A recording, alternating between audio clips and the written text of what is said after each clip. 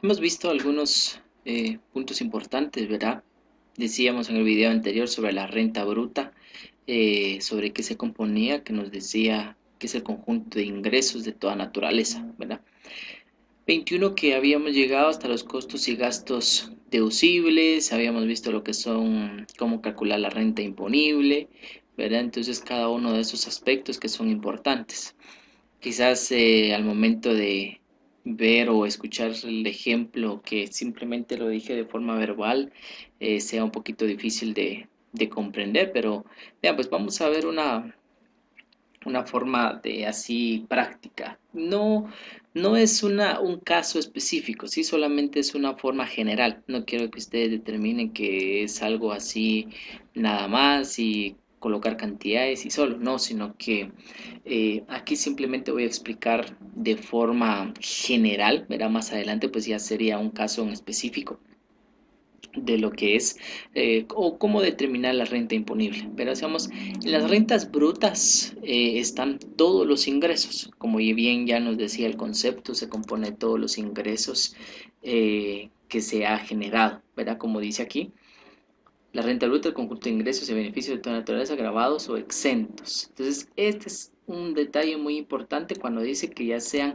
ingresos que hayan sido grabados, o sea, grabados que se hayan generado, pero hacemos los ingresos que se hayan generado y e ingresos incluso que sean exentos, ¿verdad? En resumen, aquí en la renta bruta está absolutamente todos los ingresos, ¿sí? Bien.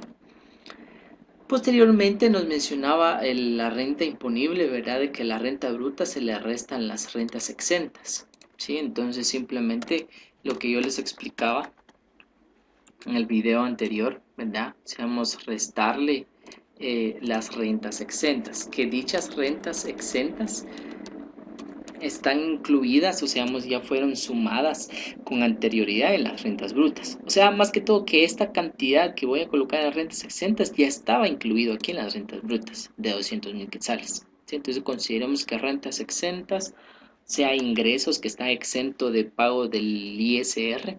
Imaginémonos que sea de 30.000 quetzales. ¿Sí?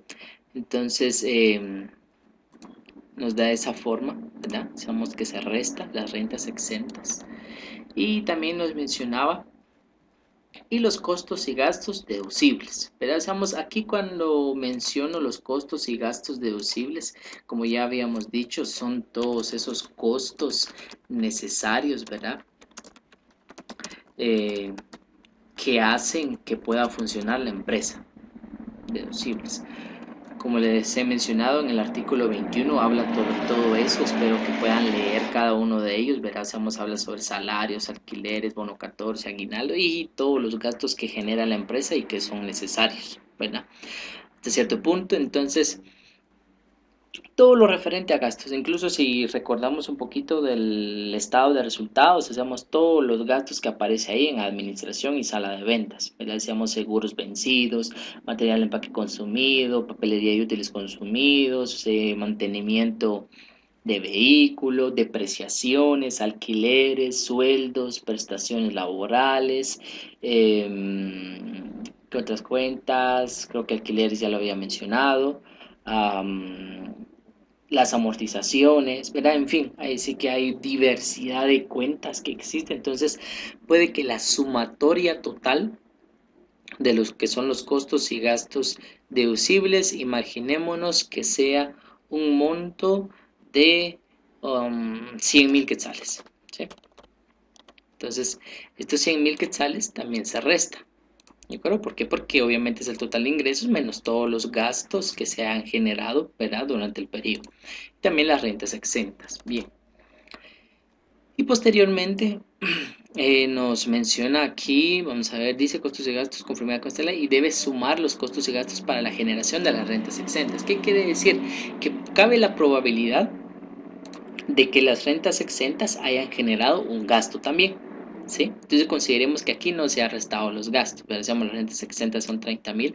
Bien, entonces también se tendría que en este caso sumar, es como que en este caso ya habíamos restado o los costos ya estaban sumados acá en los costos y gastos deducibles ya estaban sumados.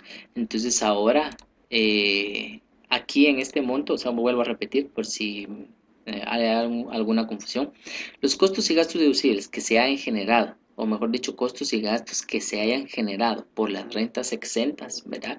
Que están sumados aquí en los costos y gastos deducibles, que en este caso ya se había restado la renta bruta, ahorita lo vamos a sumar, ¿sí? Entonces, se suma los costos y gastos por rentas exentas, ¿sí? Entonces imaginémonos que sobre eso se haya generado 1000 quetzales, ¿de acuerdo? Entonces aquí el monto pues se suma, ¿de acuerdo? Entonces acá, al momento de determinar esto, vamos a tomar la renta bruta menos las rentas exentas, menos los costos y gastos deducibles y más los costos y gastos por las rentas exentas. Entonces, a esto nosotros le llamamos renta imponible. Que como bien lo había mencionado anteriormente o en el video, ¿verdad? De que la renta imponible es la cantidad al que se le va a aplicar el tipo impositivo, o sea, el porcentaje de ISR para generar el monto de ISR, ¿sí? Entonces, esa es la parte más que todo que nos da una pequeña parte práctica, ¿verdad? Yo considero una pequeña parte práctica que nos ayuda, ¿verdad? Esto es un ejemplo sencillo. Aquí solamente coloqué más que todo cuentas generales. Estas son las cuentas generales, ¿verdad? O globalizados, como queramos llamarlo, ¿de acuerdo? Entonces, a eso me refería con la renta imponible que lo había explicado en el video anterior. Vimos las rentas brutas, ya vimos qué son los costos y gastos deducibles. Espero que lo puedan leer y subrayar los costos y gastos deducibles porque es importante, ¿sí? Por favor, no lo dejen a un lado, ¿verdad? Es sumamente importante. Aquí yo podría decir o mencionar cada uno de los numerales, ¿verdad? Pero nos lleva demasiado tiempo. Y si no, pues total ustedes pueden leerlo, así que no hay ningún problema en ese sentido. Bien, vamos a ver un detalle que me interesa. Vamos a ver, había visto acá lo que me interesaba sobre aquí está, las donaciones. Vean, pues un detalle muy importante con respecto a las donaciones, ¿verdad? Dice aquí las donaciones que puedan comprobarse fehacientemente otorgadas a favor del Estado, las universidades, entidades culturales o científicas. Aquí nos da a conocer de que las donaciones son deducibles, ¿sí? Entonces, son deducibles, o sea, como hasta cierto punto la ley permite que la empresa haga donaciones, que hasta cierto punto, valga la redundancia que estoy dando a conocer, como que al realizar donaciones no es indispensable para que la empresa exista, ¿verdad? Chamo, yo considero que podemos tener ese punto de vista. Si yo tengo una empresa, por hacer donaciones no significa que yo esté persiguiendo a que mi empresa exista. Incluso la empresa puede existir sin que haga donaciones, ¿sí? Entonces, ¿por qué se supone que las donaciones lo establece como un gasto deducible? En este caso, lo establece de esa forma por el hecho de que pueda favorecer a entidades no lucrativas, muchas veces, o como menciona acá, al Estado. A veces quizás una entidad vaya a realizar una donación al Estado, o cuando dice al Estado puede ser a instituciones públicas, ¿sí? A una escuela pública, a un centro de salud pública, ¿de acuerdo? Entonces, imaginémonos que una empresa quiera donar computadora, ¿verdad? A una escuela. Entonces, estás realizando una donación. ¿Es necesario? No. No es necesario, pero sí la ley le permite hacer donaciones. Pero no puede hacer donaciones muy exuberantes, demasiada cantidad, porque un propósito muchas veces de las empresas al realizar gastos es deducir la utilidad. ¿sí? Especialmente en este régimen, sobre las utilidades de actividades lucrativas. ¿Por qué razón? Porque si tiene demasiada ganancia, va a pagar más impuesto. Si tiene menos ganancia, va a pagar menos impuesto. ¿Sí? Entonces por eso algunas empresas pues tratan de quizás realizar gastos con el hecho de no pagar mucho impuesto. ¿Sí? Entonces por eso es que aquí nos da un listado de qué es lo que la ley considera gastos deducibles, o sea, gastos necesarios. ¿De acuerdo? Porque si solamente una empresa generara gastos y sin tomar en cuenta de que haya un límite o haya alguna clasificación, pues trataría la manera de gastar todo lo que pueda y posteriormente no pagar demasiado impuesto, ¿verdad? Pero no, la ley sí tiene una forma de ver ese punto para no tener complicaciones. Entonces sí me va a interesar ver este detalle porque nos va a ayudar tanto en el ejemplo práctico y quizás en la vida real que ustedes puedan laborar bien. Veamos esto, dice las donaciones a las asociaciones y fundaciones sin fines de lucro, era lo que mencionaba hace un momento, de asistencia o servicio social, a las iglesias, a las entidades y asociaciones de carácter religioso y a los partidos políticos, todas las cuales deben estar legalmente constituidas, autorizadas e inscritas conforme a la ley, siempre que cuentan con la solvencia fiscal del periodo al que corresponda el gasto emitida por la administración tributaria. Entonces vean, un detalle dice siempre que cuenten con la solvencia fiscal del periodo. Cuando decimos del periodo, si hablamos del 2019, estamos del 1 de enero al 31 de diciembre del 2019. Ese es un periodo. Ahora en el 2020, pues inició el periodo el 1 de enero, ¿verdad? ¿Y cuándo culmina? El 31 de diciembre. Ese es un periodo fiscal. ¿De acuerdo? Entonces va a estar dentro de un periodo fiscal. Emitida por la Administración Tributaria, ahora aquí, ¿sí? Ahí subrayan, por favor. Quiero que subrayan esta parte que voy a mencionar a continuación. La deducción máxima permitida a quienes donen a las entidades indicadas en este párrafo no puede exceder del 5%. ¿Sí? Ahora bien, ¿5% de qué? Entonces incluso aquí ya nos da. No puede exceder del 5% de la renta bruta. ¿Sí? Entonces aquí vamos a ampliar un poquito para que podamos verlo sin ninguna dificultad. Entonces vuelvo a repetir, dice, no puede exceder del 5% de la renta bruta. ¿Sí? O sea que, si vemos este punto, vean, si tomamos este ejemplo, para verificar eso, voy a tomar el monto de la renta bruta y lo voy a multiplicar por el 5%. Y me da un monto de 10.000 quetzales. Estos 10.000 es lo que me permite tener la SAT, o la ley mejor dicho, lo que me permite tener la ley en donaciones. 10.000. ¿Sí? Esto es lo que me permite tener la ley en donaciones, un máximo de un 5% de la renta bruta. Si fuera mayor el valor de la renta bruta, mayor será el monto del 5%. Pero en este ejemplo nos está diciendo que solo me permite tener en donaciones 10.000 quetzales. Pero ahora bien, aquí donde muchas veces unos tienen alguna complicación, ¿verdad? En calcular, ¿será que lo tomo o no lo tomo? ¿Verdad? Y demás. Entonces, el detalle es el siguiente. 200.000, que es la renta bruta, y el 5% que me permite tener, que son 10.000 quetzales. Si un dado caso tengo en donativos, ¿verdad? Tengo donativos 8.000 en el ejercicio. Tengo 8.000, no me afecta, ¿verdad? Aquí no voy a hacer nada. No me está afectando en lo absoluto, ¿sí? Entonces, no hay ningún problema.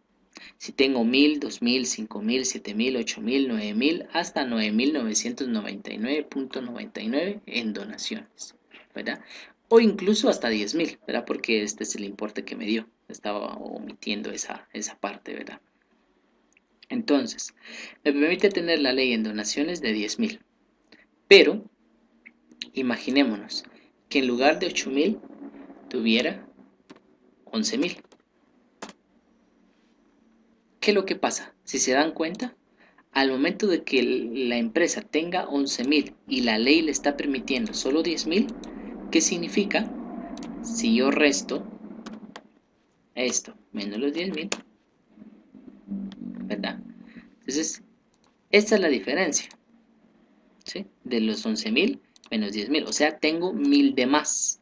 Entonces, estos 1.000 de más es lo que se le considera como un gasto no deducible. O sea, que es un gasto innecesario, estos 1.000, porque solo le permite tener 10.000. Si tiene 10.000, no hay que hacer nada, ¿verdad? Seamos simplemente 10.000, perfecto, entonces no hay que hacer nada y se hacen los cálculos normales. Pero, como en este caso, si tenemos el ejemplo de que excede 1.000 quetzales, ¿verdad? Porque son 11.000 y solo me permite 10.000, entonces me estoy excediendo 1.000 quetzales. Eso es un gasto no deducible, o sea, un gasto innecesario. ¿Y qué se le hace a este valor? O sea, este valor ya está en este monto, o sea, en gastos, en costos y gastos deducibles. Es como que los donativos están dentro de esta cuenta general, ¿sí? O esta cuenta global. O sea, como les decía hace un momento, solamente estos son como de forma general. Para ser específicos, aquí quizás hay depreciaciones, alquileres, sueldos y variedad. También donativos está aquí, ¿sí? Estamos aquí dentro están los donativos. Entonces, son 100.000, pero menciona que son 1.000 de gastos no deducibles, ¿verdad? Entonces, si tomásemos el mismo ejemplo, porque aquí había realizado yo el ejemplo, ¿verdad? Pero si lo tomásemos de una forma diferente o uno nuevo, ¿sí? ¿Qué es lo que pasaría? Simplemente aquí, como ya es los 11.000, ya estaban en este monto de los 100.000, ¿verdad? Que ya se habían restado a la renta bruta. Por eso se había obtenido una renta imponible. Pero como se obtuvo 1.000 de gasto no deducible, entonces eso, como ya se había restado, ahora se suma. Entonces esto sería el costo y gasto no, o sea, costos y gastos no deducibles. Y eso se suma también. Vean. Entonces, ¿qué es lo que pasa? Aquí, al momento de determinar eso, si hago la resta y la suma correspondiente, a lo que tendría que aplicarse el ISR es a los 72.000. Está aumentando. Entonces vean, por eso es que la ley solo da un límite de donativos, de cual le permite ser un gasto deducible. Si excede, se convierte en un gasto no deducible, o sea, no permitido, que no es indispensable, que la ley no lo permite. Entonces, cuando es así, ese monto o esa diferencia se le debe de sumar nuevamente al valor que nosotros estamos determinando aquí para especificar o determinar la renta imponible. ¿De acuerdo? Entonces aquí ya se aplicaría el porcentaje. Espero me haya dado a entender. ¿Sí? Entonces nos dice no puede exceder del 5%, o sea, no puede pasar. Ahora bien, ni, ¿sí? Ni de un monto máximo de 500.000 quetzales anuales, ¿verdad? En cada periodo de liquidación definitiva anual. No puede exceder, ¿de acuerdo? De 500.000 quetzales. Nos da dos aspectos importantes. El uno, que no puede exceder un 5% de la renta bruta, ¿sí? Y tampoco ni de un máximo de 500.000 quetzales anuales. ¿Cómo lo determinamos entonces? Vean pues, imaginémonos, tuviésemos una renta bruta. Vamos a copiar esto acá. Tuviésemos una renta bruta. Imaginémonos que de renta bruta, vamos a ver, tengamos usamos el total de ingresos, ¿verdad? Tengamos 20 millones, ¿sí? 20 millones de total de ingresos, ¿sí? En el año, una renta bruta, muy bien. Entonces, para determinar cuánto nos permite la ley, lo multiplicamos por el 5%. Ok, entonces vean. Hasta cierto punto, al aplicar un 5% sobre la renta bruta, nos da 1.000.000. Es como que si aplicando el porcentaje, la ley nos está permitiendo tener 1.000.000, pero también nos está dando otra pauta, que dice que ni de un máximo de 500.000 quetzales anuales en cada periodo de liquidación definitiva anual. No, no nos hace referencia a un monto, como podríamos decir, sin importar, o solo nos dijera que no exceda del 5% y ya, no, sino que también nos da otra pauta, de que uno, que no exceda del 5% de la renta bruta y tampoco que sea más de 500.000 quetzales anuales en cada periodo fiscal. Somos en cada año, ¿verdad? Seamos como ya lo había mencionado anteriormente, del 1 de enero al 31 de diciembre, que representa un periodo fiscal. Muy bien. Imaginémonos que en donativos tuviésemos 450.000, ¿verdad? No sobrepasa el 1.000.000, obviamente, ni mucho menos los 500.000 que nos está permitiendo la ley. Pero, si un dado caso tuviésemos acá 550.000, uno dirá, no sobrepasa el 1.000.000. Exacto, no sobrepasa el 1.000.000, pero sí sobrepasa lo que nos dice la ley también, que ni tampoco debe de exceder un máximo de 500.000 anuales. Y aquí está excediendo ¿cuánto? 50.000. Entonces, sí el 5% nos dice que debe de ser de 1.000.000, o sea, como que nos permite tener 1.000.000. De acuerdo. Pero también la misma ley nos está diciendo otra condición, de que tampoco puede exceder de 500.000 quetzales. Y si excede, sea la diferencia. En este caso, ¿cuánto sería la diferencia? Sabemos que la ley dice que solo tiene que ser un máximo de 500.000. O sea que la diferencia, que sería 50.000, ¿verdad? Sería también un gasto no deducible. Espero me haya dado a entender, ¿verdad? Seamos con esa parte que es importante hasta cierto punto de lo que hemos estado viendo, ¿sí? En ejemplos prácticos pues se ha visto de una forma, pero quiero que podamos comprender esto, ¿verdad? Porque quizás alguno todavía tiene dificultades, entonces para no complicarse demasiado, ¿sí? Entonces he dado algunos pequeños ejemplos que eso es de forma general. Hay de formas específicas, ¿sí? Entonces, eso es con respecto a las donaciones, ¿verdad? Entonces, para no complicarnos, ¿verdad? Eh, y así poder, no, así más que todo, no tener dificultades. Bien, vamos a avanzar rápidamente porque si no se nos va a ir el tiempo. Acá, en el artículo 22, dice procedencia de las deducciones. Para que sean deducibles costos y gastos detallados en el artículo anterior, deben cumplir con los requisitos siguientes: que sean útiles, necesarios, pertinentes o indispensables para producir o generar la renta gravada y demás. Aquí nos va a dar a conocer sobre la procedencia, de dónde se genera, ¿verdad? De las deducciones, por qué razón se va generando cada uno de los mismos, ¿sí? Entonces también deben de leer ese artículo, ¿sí? Entonces, como siempre lo he mencionado, para no darle tanta redundancia. Bien. Artículo 23, costos y gastos no deducibles. Acá, como bien lo había mencionado anteriormente, los costos y gastos no deducibles, son los gastos que se generan, ¿verdad? O que se va generando, pero que no es necesario, ¿sí? Son costos y gastos no deducibles, perdón, costos de gastos no deducibles, que no es indispensable, no son necesarios y nos da a conocer. Veamos qué es lo que nos dice el artículo. Las personas, entes y patrimonios a que se refiere esta ley no podrán deducir de su renta bruta los costos y gastos siguientes. Que no va a ser deducible lo siguiente. A.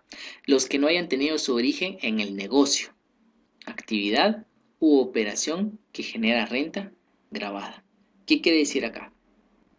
Nos está mencionando que no se va a tomar en cuenta un costo, un gasto que se haya generado, pero que ese gasto no se haya originado por el negocio, ¿sí? Pues dice aquí los que no hayan tenido su origen en el negocio, actividad u operación que genera renta gravada. Puede que la empresa realice un gasto, ¿verdad? Pero que no tiene nada que ver con la empresa, pero tomó dinero de la empresa. ¿sí? Seamos, espero me dé a entender en ese punto. Entonces, en este caso, está realizando un gasto contabilizado en la empresa, pero que no es por una actividad o necesario para la empresa, ¿sí? Entonces, eso es un gasto no deducible. Veamos qué nos dice. Dice, los contribuyentes están obligados a registrar los costos y gastos de las rentas afectas y de las rentas exentas en cuentas separadas, a fin de deducir únicamente los que se refieren a estas operaciones grabadas. En caso el contribuyente no haya llevado este registro contable separado, la Administración Tributaria determinará de oficio los costos y gastos no deducibles calculando los costos y gastos en forma directamente proporcional al total de gastos directos entre el total de rentas grabadas, exentas y no afectas. ¿Qué quiere decir acá? Veamos. Puede que se haya generado una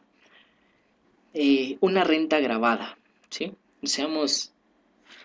Hayamos percibido un monto determinado de dinero, pero que está exento, sabemos que no se paga ISR sobre ese monto, o que la empresa no va a pagar ISR sobre ese monto, ¿sí? Entonces, quizás está afecta a otro tipo de cálculo, ¿verdad? Y para ello, que también se haya generado un gasto por esa renta. Espero me da a entender. Eh, Algo que se me pueda ocurrir, recibimos dinero y sobre ese dinero tuvimos que hacer un gasto. Pero cuando percibimos ese monto de dinero se generó, pero es una renta exenta, o sea, esa renta no paga impuesto, pero sí genera un gasto. Entonces, lo que la ley nos está diciendo es que vamos a separar tanto la cuenta de renta exenta como su gasto correspondiente. Es como que generar las dos cuentas para determinar que son que se genera la renta exenta y que se genera un gasto de esa dicha renta, ¿verdad? O como un gasto no deducible, ¿sí? Pero si un dado caso no se separa esa cuenta, entonces nos está diciendo acá que se va a registrar de forma proporcional. ¿De acuerdo? Entonces yo pues ya les voy a explicar un ejemplo práctico para determinar cómo sería de una forma proporcional generar dicho gasto, si es que no hay una cuenta eh, determinada para eso. Si existiera, no hay ningún problema, era lo que yo hice acá, de que de una vez coloqué o el monto de cuánto fue los costos y gastos por rentas exentas, ¿sí? Eso fue lo que hice acá, costos y gastos por rentas exentas, los 1000 quetzales, ¿verdad? O sea, separé el valor de renta exenta y el valor de los costos y gastos por las rentas exentas, ¿sí? O por gastos no deducibles, ¿de acuerdo? Entonces lo estoy separando. Entonces, eso es lo que nos está diciendo la ley, separarlo. Pero si un dado caso no, entonces se hace de forma proporcional, que lo voy a explicar también en su momento dado. Dice aquí, los gastos financieros incurridos en inversiones financieras para actividades de fomento de vivienda mediante cédulas hipotecarias o bonos del Tesoro de la República de Guatemala u otros títulos de valores o de crédito emitidos por el Estado. Toda vez los intereses que generen dichos títulos de créditos estén exentos de impuesto por mandato legal. Obviamente va a determinarse una situación legal y decir que está exento de impuesto, ¿sí? Porque si un dado caso percibe los intereses, puede determinarse que sí está exento o que no está exento. Bueno, entonces por eso toda vez que se determine que dicho interés esté exento de forma legal, ¿verdad? Entonces nos da a conocer el origen de los costos y gastos no deducibles, ¿verdad? Ustedes pueden leer cada uno de ellos. Vamos a ver otro detalle importante, tal vez que me interesa, el inciso D dice, los no respaldados por la documentación legal correspondiente. Se entiende por documentación legal la exigida por esta ley, la ley del impuesto al valor agregado, la ley de impuesto de timbres fiscales y de papel sellado, especial para protocolos y otras disposiciones legales tributarias y aduaneras para efectos de comprobar los actos afectos a dichos impuestos, los anteriores, salvo cuando por disposición legal la deducción pueda acreditarse por medio de partida contable. Bien, rápidamente nos enfocamos en esta parte cuando dice que no están respaldados por una documentación legal correspondiente, ¿sí? Algo muy rápido y sencillo, una factura. ¿De acuerdo? Imaginémonos que hay una partida de diario que diga gastos deducibles, ¿verdad? Seamos un gasto determinado, o gasto por mantenimiento y demás. Por ejemplo, gasto por mantenimiento o gasto por limpieza, no sé, seamos, puede existir algún gasto similar a ello y que tenga un valor de 5.000 quetzales, ¿verdad? Cuando se determina quizás auditoría o una revisión fiscal, siempre tiene que haber un comprobante. Pero si encontramos, dice gastos por mantenimiento y limpieza y 5.000 y buscamos el documento, la factura, un comprobante o algo que determine ese gasto, pero no existe, si usamos no está. Entonces, aparentemente la empresa está registrando ese gasto, pero sería un gasto no deducible, o sea que sí estaría afecto a impuestos sobre la renta. ¿De acuerdo? ¿Por qué razón? Porque cuando más gasto se genera, menos ganancia hay y menos impuestos se paga. ¿Sí? Entonces ahora, cuando esos gastos no deducibles los sumamos nuevamente a los ingresos, la ganancia aumenta y el impuesto aumenta, ¿verdad? Entonces por eso es que se determina como un gasto no deducible y que si no está respaldado por un documento legal, ¿verdad? Vamos a ver, otro detalle, dice el inciso B, los que no correspondan al periodo anual de imposición que se liquida, salvo los regímenes especiales que la presente ley permite. Bien, ¿a qué se refiere con eso? Puede que determine imaginad algo rápido, que estamos en el 2020 y que hayamos registrado un gasto que se generó en el 2019. ¿Sí? Entonces, no podemos regresar al 2019 y registrar el gasto, porque podríamos considerar que la información financiera que se generó en el 2019 ya fue presentada, ya se generó el ISR, ya se presentó, ya se pagó, es como que en el 2019 ya quedó saldado. Da la casualidad que pues por X razón, ¿verdad? Encontraron una factura por 10.000 quetzales de un gasto, imaginemos de un gasto, y, y que lo vamos a registrar hasta en el 2020, pero fue del 2019.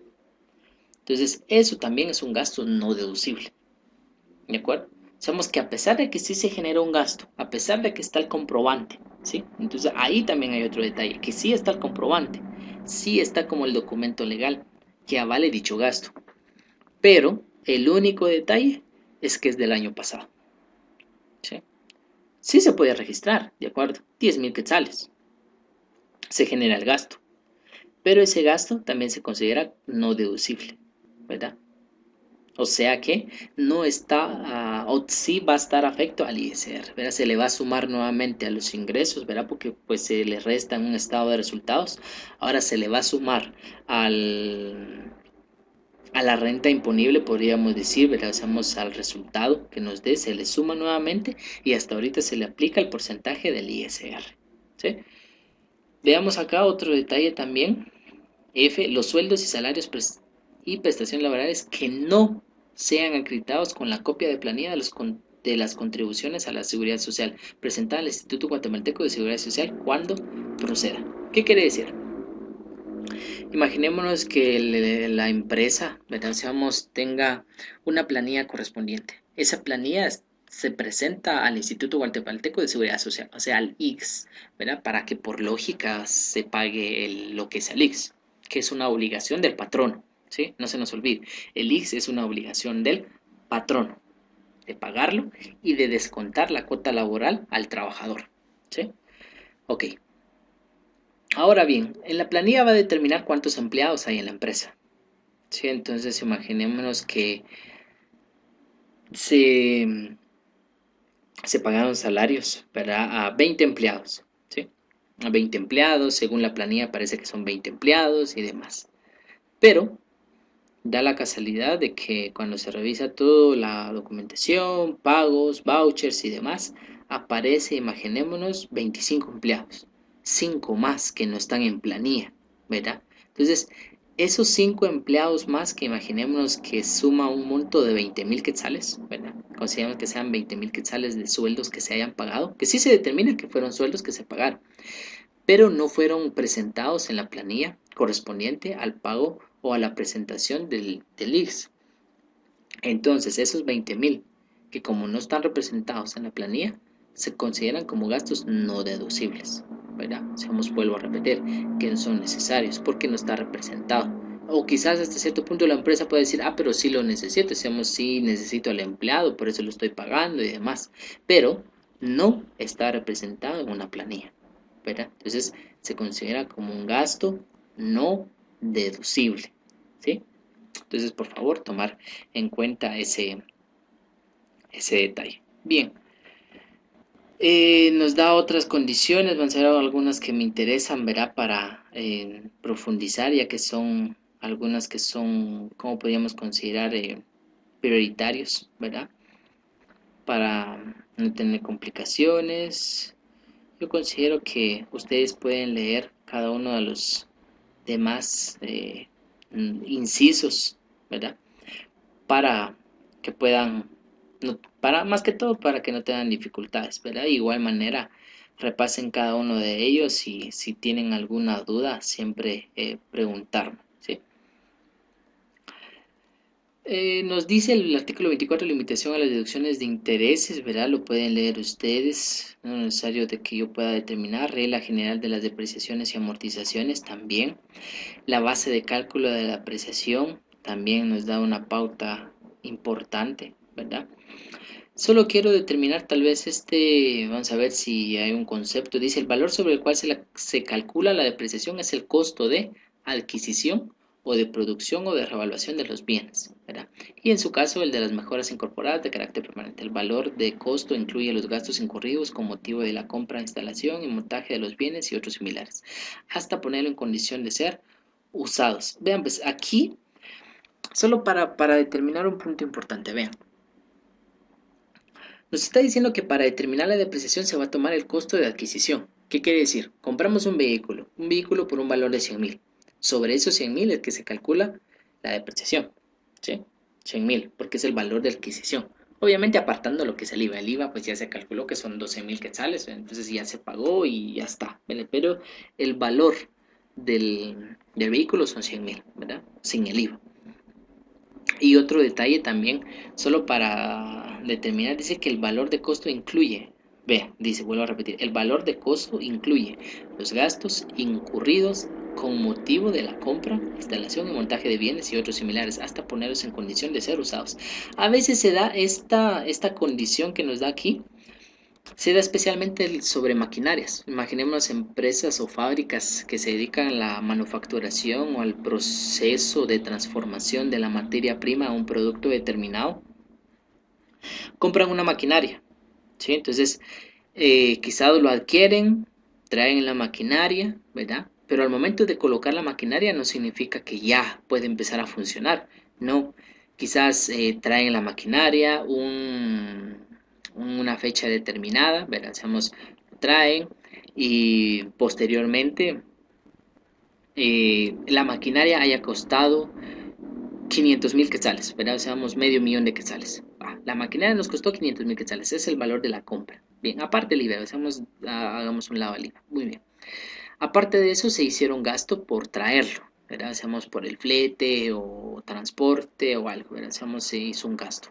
Bien, se hizo un gasto, aparte de eso también se contrató quizás a un ingeniero o una persona experta en maquinaria para hacerle un chequeo, para verificar que todo pues esté bien. Quizás ya se había hecho con anterioridad porque se hizo una revisión antes de comprarlo, ¿verdad? Pero consideremos que también se hizo otra revisión al momento de que llegó a la empresa para verificar que todo esté bien. Bien. Se hizo otro gasto. Se compró combustible o se aceitó o se limpió, en fin, se arregló todo eso, se limpió el área donde se va a estar la maquinaria, se empezó a quizás ajustar algunas partes o quizás algunas partes venían así separadas y había que unirlas para que esté en funcionamiento, en fin, se empezó a hacer una diversidad de proceso y imaginemos que lo compramos a principio de año, el 1 de enero, ¿verdad? Se me ocurre, el 1 de enero. Y todo el mes de enero se estuvo con todos los procesos y demás para poder ponerlo en funcionamiento. Y da la casualidad que el 1 de febrero es cuando empezó a funcionar. Ah, muy bien, pero el 1 de enero lo adquirimos en medio millón. Da la casualidad que por hacer todos los arreglos y todo lo demás se haya gastado 50.000 quetzales más. Ah, ok. Entonces, en total, del valor de la maquinaria ascendió a 550.000 quetzales. O sea, sobre ese valor es que se va a depreciar la maquinaria. ¿Sí? ¿Por qué razón? O sea, son los gastos que se realizaron posteriormente para poderlo poner en funcionamiento. Por eso dice aquí, hasta ponerlos en condición de ser usados. Porque cuando llegó la maquinaria no significa que ya lo podíamos utilizar. No, sino que se tuvieron que realizar varios procesos y arreglos para que pudiera estar en funcionamiento. Pero entonces por eso es que determina aquí esta ley. Bien. Dice, para determinar la depreciación de bienes inmuebles, aquí quiero ver, o más que todo, que puedan subrayar cada una de las cosas que he mencionado. Y con respecto a los inmuebles, dice, se utilizará el valor más reciente que conste en la matrícula fiscal o en el catastro municipal, el que sea mayor, ¿verdad? A veces pues los inmuebles van aumentando el precio, ¿sí? Entonces se va a tomar en cuenta ese valor al momento de generar la depreciación, ¿sí? En ningún caso se admite depreciación sobre el valor de la tierra. Subrayan esto, por favor. Lo hemos mencionado, yo les he dicho que sobre el terreno o la tierra, ¿verdad? Somos donde se asienta o donde se construye un edificio, eso no se deprecia, o sea, no tiene un desgaste. Por eso dice aquí la ley, en ningún caso se admite depreciación sobre el valor de la tierra.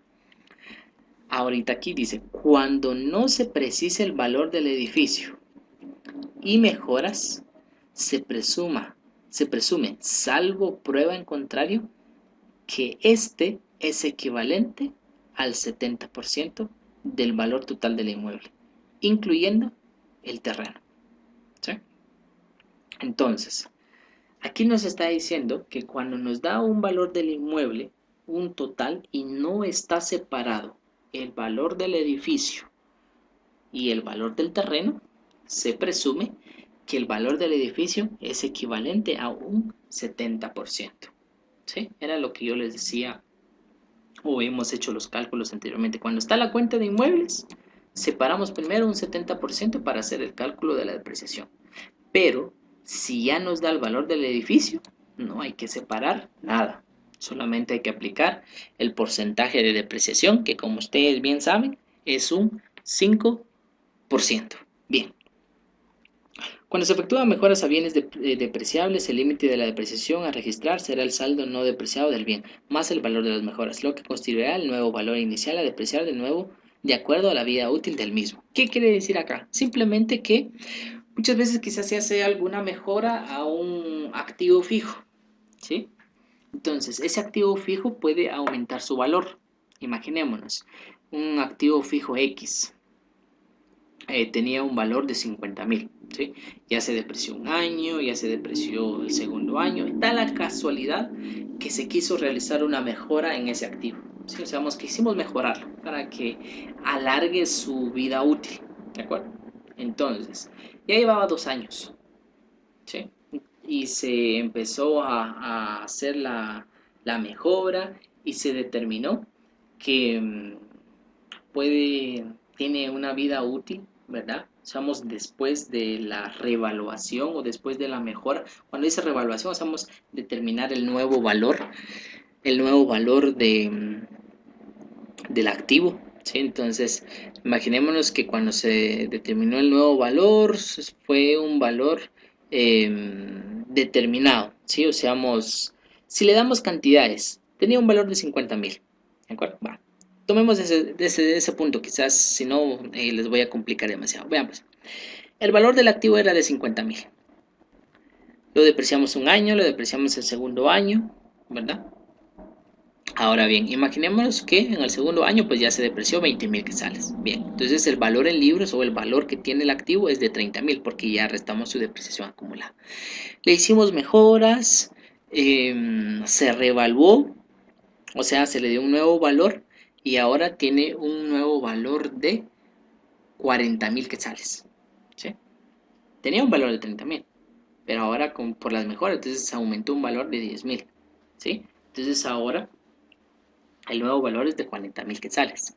Y se determinó que tiene una vida útil aún de 5 años. O sea que cuando era 50.000, se depreciaba 10.000 cada año. 10.000 y 10.000. Pasaron los 2 años, una depreciación acumulada de 20.000. Se revaluó, se hizo la mejora y se determinó que tiene un valor, hasta la fecha, un valor en libros de 40.000. Esos 40.000 se va a dividir dentro de los 5 años que según nos menciona que tiene de vida útil. Entonces ahora es como que se va a empezar un nuevo conteo de las depreciaciones.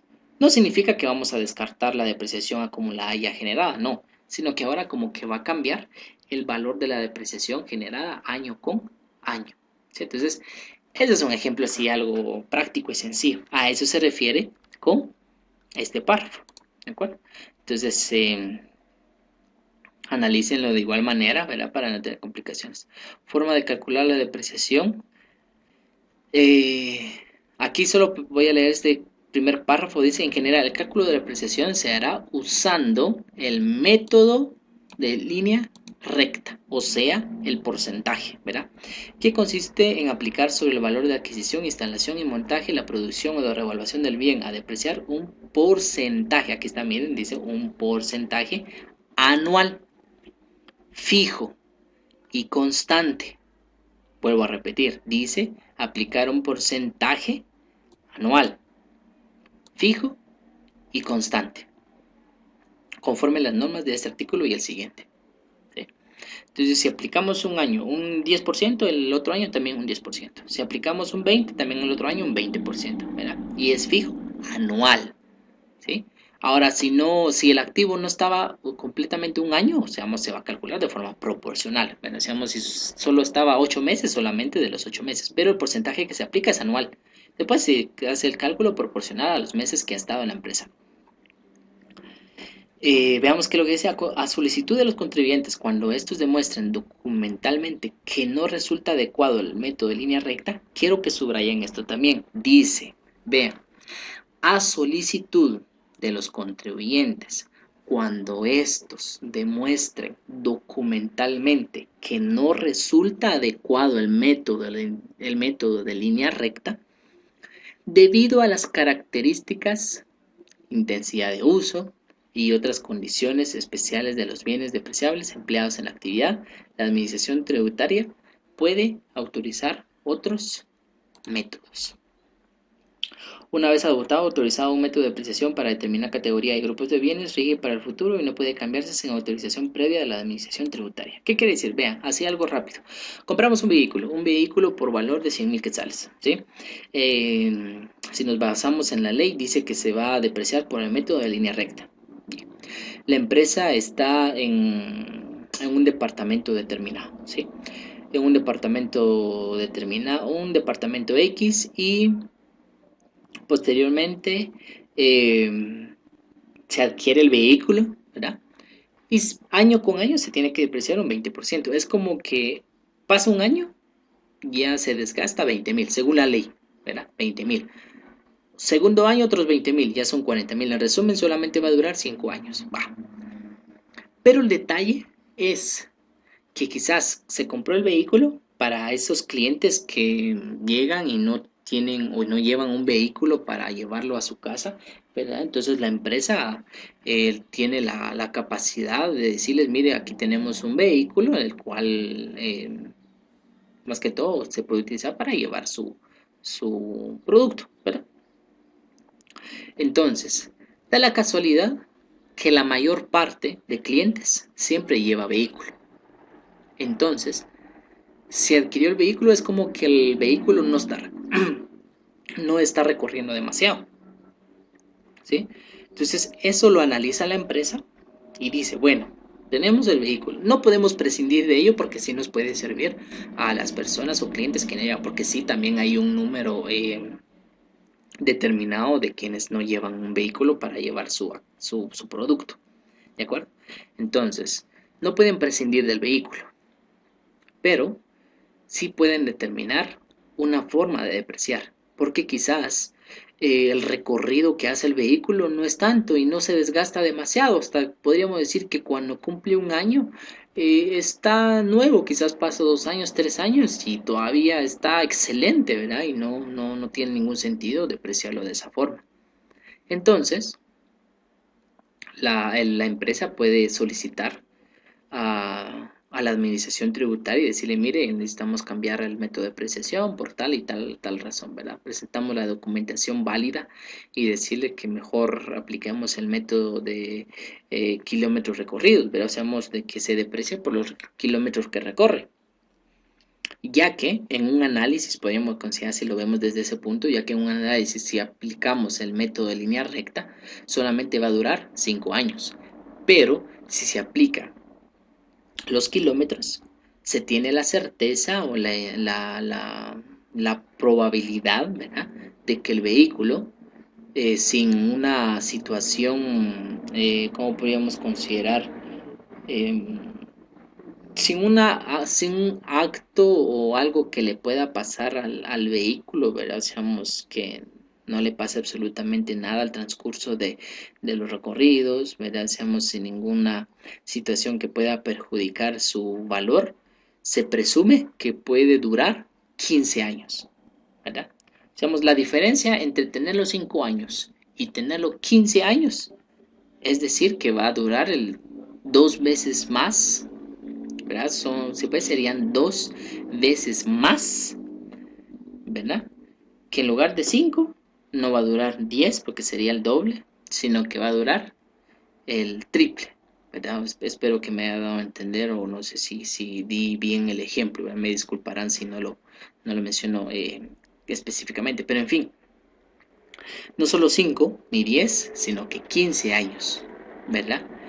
Entonces podríamos decir 3 veces más, ¿verdad? Hacemos 5 por 3 15, entonces sería 3 veces más de lo normal, ¿sí?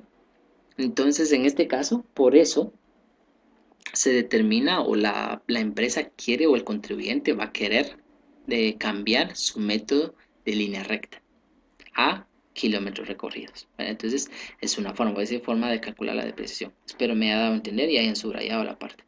Porcentajes de depreciación, aquí ustedes pueden verlo, ¿verdad? Los porcentajes, la depreciación de activos fijos revaluados, quiero que lean eso, casos de transferencia y difusión, van leyendo cada uno porque de lo contrario pues se nos va a ir demasiado el tiempo. Y por último, para concluir con este video, el artículo 32 dice amortización aplicables a los gastos de exploración en las actividades mineras.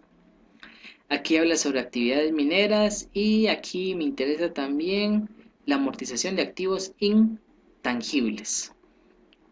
Quiero que lo lean, ¿verdad? Hacemos toda esa parte, ya que por lo general yo quiero leer este último que dice y otros activos intangibles similares deben deducirse por el método de amortización de línea recta en un periodo no menor de 5 años. ¿De acuerdo? Entonces aquí nos está diciendo que la amortización debe de ser de 5 años y aquí nos hace como que una condición o algo que no se aplica a eso. Dice, el costo de los derechos de llave efectivamente incurridos debe amortizarse por el método de la línea recta en un periodo mínimo de 10 años, en cuotas anuales sucesivas e iguales. O sea que los derechos de llave, ¿sí? Los derechos de llave se van a amortizar por 10 años. O sea, va a aplicarse un 10%. En cambio, los otros activos intangibles son 5 años, o sea, un 20%. ¿De acuerdo? Entonces, lean cada uno de eso que mencioné y vamos a realizar el otro video para poder seguir explicando y ustedes vayan apuntando todo lo importante que se ha mencionado.